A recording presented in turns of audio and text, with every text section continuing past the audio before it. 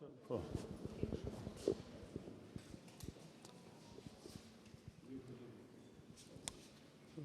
Mirëmëngjesi ju media, faleminderit që keni ardhur sot, mirëmëngjesi gjithë qytetarëve të Kosovës, une me nënën Ruk, me Suzanën, që është gruaja e Shkenzenit, po edhe me motrën Valbonën, e cila ka ardhur prej Gjermanie, votuam në Glogjan.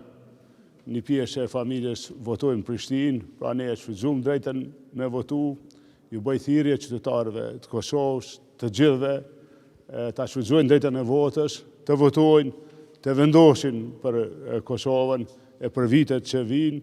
Ky është vendimi i tyre më i madh që mund e marrin, të dalim krah Kosovës gjithë. Faleminderit media.